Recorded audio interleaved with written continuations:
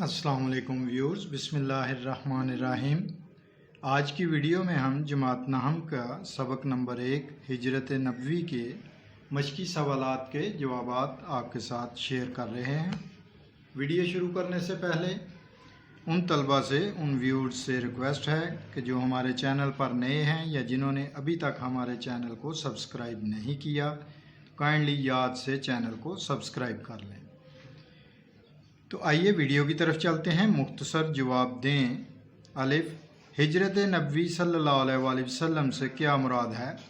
جواب، مکہ میں جب مکہ کے کافر آپ صلی اللہ علیہ وآلہ وسلم اور آپ صلی اللہ علیہ وآلہ وسلم کے ساتھیوں کے جانی دشمن بن گئے اور مسلمانوں پر ظلم و ستم کی انتہا کر دی، تو اللہ تعالیٰ نے مسلمانوں کو اور حضرت محمد رسول اللہ خاتم النبیین صلی اللہ علیہ وآلہ وسلم کو مکہ سے مدینہ ہجرت کا حکم دیا۔ اس ہجرت کو ہجرت نبوی صلی اللہ علیہ وآلہ وسلم کہا جاتا ہے۔ جز نمبر ب، رسول پاک صلی اللہ علیہ وآلہ وسلم نے نبوت کے کون سے سال ہجرت فرمائی؟ جواب، رسول پاک صلی اللہ علیہ وآلہ وسلم نے نبوت کے 13ویں سال ہجرت فرمائی۔ حضرت امیر رضی اللہ تعالیٰ عنہ سے کون سی شخصیت مراد ہے؟ حضرت امیر رضی اللہ تعالیٰ عنہ سے مراد حضرت علی رضی اللہ تعالیٰ عنہ کی شخصیت ہے۔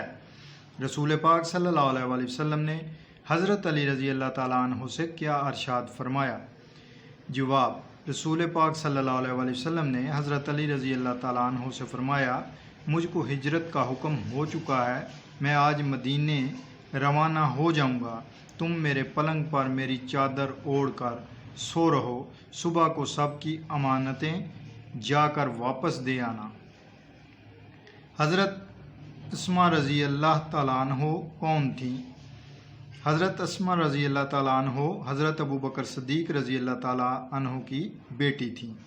قریش نے رسول پاک صلی اللہ علیہ وآلہ وسلم اور حضرت ابوبکر رضی اللہ تعالیٰ عنہ کو گرفتار کرنے کا کیا انعام مقرر کیا؟ قریش نے رسول پاک صلی اللہ علیہ وآلہ وسلم اور حضرت ابوبکر رضی اللہ تعالیٰ عنہ کو گرفتار کرنے کا انعام ایک خون بہا کے برابر یعنی 100 اونٹ رکھا۔ قریش نے اشتہار دیا تھا کہ جو شخص محمد رسول اللہ خاتم النبیین صلی اللہ علیہ وآلہ وسلم یا ابوبکر رضی اللہ تعالیٰ عنہ کو گرفتار کر کے لائے گا، اس کو ایک خون بہا کے برابر یعنی 100 اونٹ انعام دیا جائے گا۔ سراقہ بن جشم کیسے طائب ہوا؟ جب سراقہ بن جشم نے حضرت محمد رسول اللہ خاتم النبیین صلی اللہ علیہ وآلہ وسلم اور حضرت ابوبکر صدیق رضی اللہ تعالیٰ عنہ کی گرفتاری کے بدلے انعام کا سنا، تو انعام کی امید میں نکلا، عین اس حالت میں کہ آپ صلی اللہ علیہ وآلہ وسلم روانہ ہو رہے تھے۔ اس نے آپ صلی اللہ علیہ وآلہ وسلم کو دیکھ لیا اور گھوڑا دوڑا کر قریب آ گیا، لیکن گھوڑے نے ٹھوکر کھائی، وہ گر پڑا۔ ترکش سے فال کے تیر نکالے اور سوچا کہ حملہ کرنا چاہیے یا نہیں۔ جواب میں نہیں نکلا، لیکن 100 اونٹوں کا گراں بہا معاوضہ ایسا تھا کہ دوبارہ گھوڑے پر سوار ہوا اور آگے بڑھا۔ اب کی بار گھوڑے کے پاؤں گھٹنوں تک زمین میں دھنس گئے، گھوڑے سے اتر پڑا اور پھر فال نکالی۔ اب بھی وہی جواب تھا، لیکن مقرر تجربے نے اس کی ہمت پست کر دی اور یقین ہو گیا کہ یہ کچھ اور آثار ہیں۔ یہ دیکھ کر وہ طائب ہو گیا۔ سوال نمبر 2 ہے، متن کو مد نظر رکھتے ہوئے موزوں الفاظ کی مدد سے خالی جگہ کو پر کیجیے۔ الف، حافظ عالم نے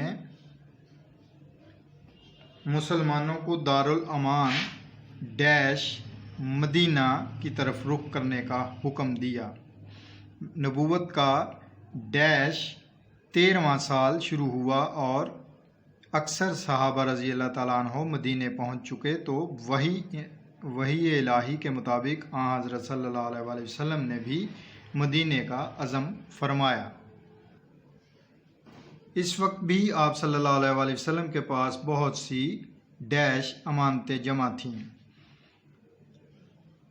جناب امیر رضی اللہ تعالیٰ عنہ کو معلوم ہو چکا تھا کہ قریش آپ صلی اللہ علیہ وآلہ وسلم کے قتل کا ارادہ کر چکے ہیں۔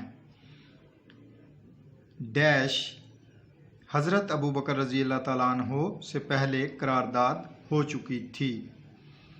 اسی طرح 3 راتیں غار میں گزاریں۔